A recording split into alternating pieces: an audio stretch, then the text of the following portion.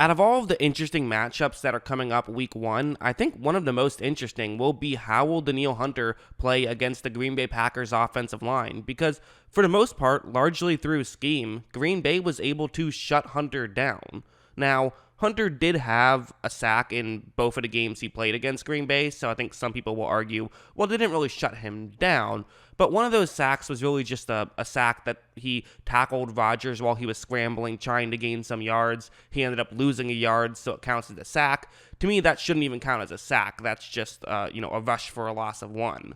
The other one was a very good sack, but I will get to that in a second. Let's just get into what Green Bay did well to disrupt Hunter's game, and it really all started with the running game. They would run the ball well, and this could set things up. It could set up play action, of course. Like on this one, it is going to be play action. Hunter is going up one-on-one against Bulaga, and as you see, Hunter takes a very long time to try to get to the outside. Even now, he still has not tried to get to the outside.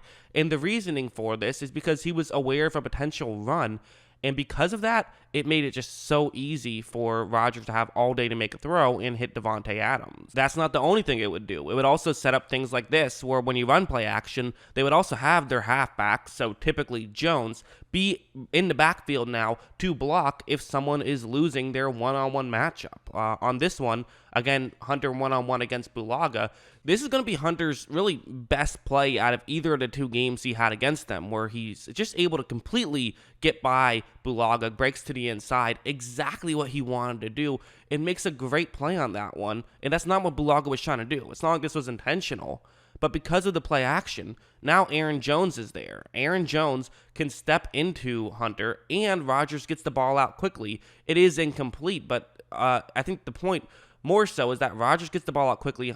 Jones is able to finish off that block, and these are just things that they would do to minimize Hunter's talent and not allow Hunter to be able to get into the backfield consistently and not allow him to really make any contact with Rodgers. Another thing they would do is just the obvious one. They would chip Hunter a good amount, which, listen, I mean, obviously chipping has its downsides. For those of you who don't know what chipping is, like on this play, it looks like it's just going to be a one-on-one matchup with the right tackle, Bulaga.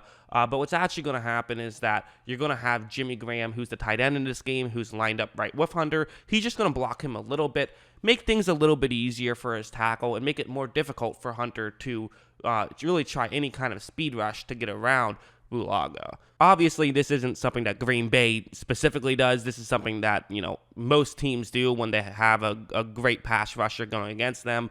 But Green Bay definitely would also do this with Hunter. And also what you're going to notice is that despite the fact that the chip wasn't really that much, Bulaga gets there very quickly and is going to make an incredible block. I mean, he holds that for forever. Rodgers does eventually have to get rid of the ball, but that's just because nobody was open.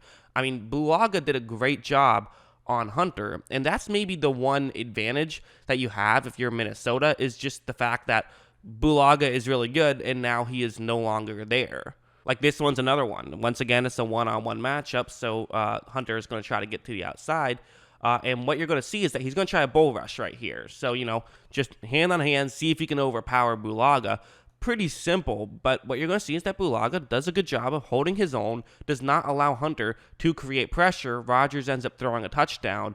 And so, again, this might be the upside, as you say, hey, well, they lost one of their starting tackles. That could make things easier for Hunter, and he could play how he typically does in most games against Green Bay this season. But my main concern is just that Green Bay does so much to disrupt Hunter and so much to get him off his game. He's only going to have about 10 of these types of plays where he legitimately can just go up one-on-one against the tackle. And actually, a good amount of those plays came later in the game when Hunter is tired, and they can more so get away with one-on-one matchups. They would also have more one-on-one matchups later in a drive. Again, using those moments to sort of give your offensive lineman just a little bit of an added break. They were clearly making a conscious effort to shut down Hunter, and it really did work those 2 games. So how did Minnesota counter? Well, they countered by blitzing. And sometimes you don't want to counter an entire defensive strategy just because one player is kind of getting shut down. But blitzing can actually be a great thing to do if your opposing offensive line is using a lot of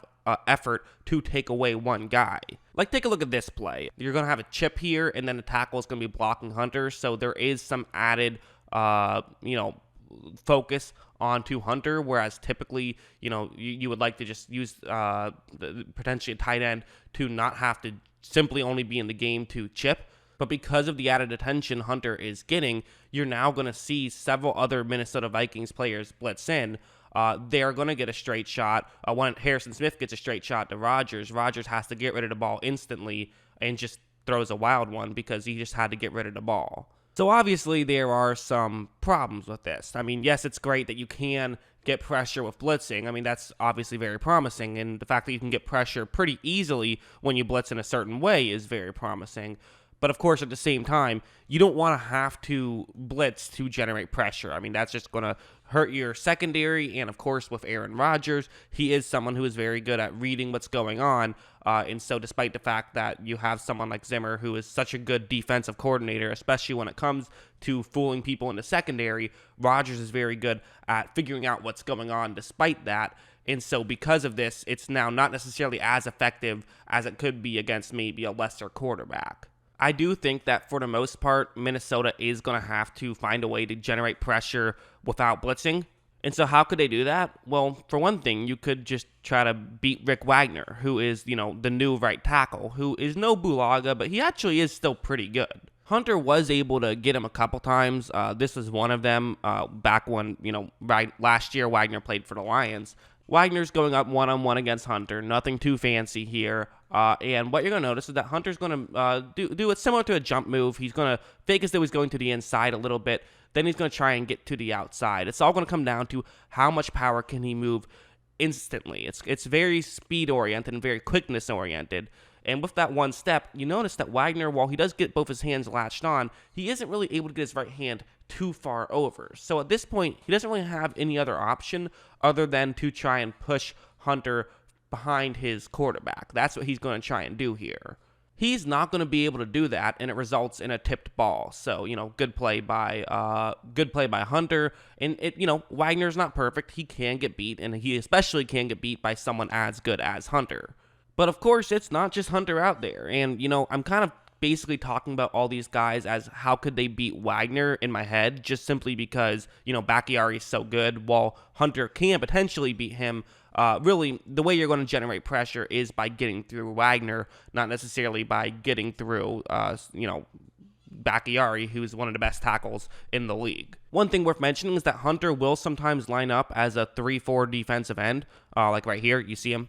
He did this against New Orleans as well. It's something he'll do from time to time. You could see him do it a decent amount, now to have Ngakoue and Ndegabo. They already had Ndegabo, and you saw them do it with Griffin and Ndegabo. So now that number 2 guy is a lot, is probably a better pass rusher just in terms of Ngakoue today versus Griffin yesterday.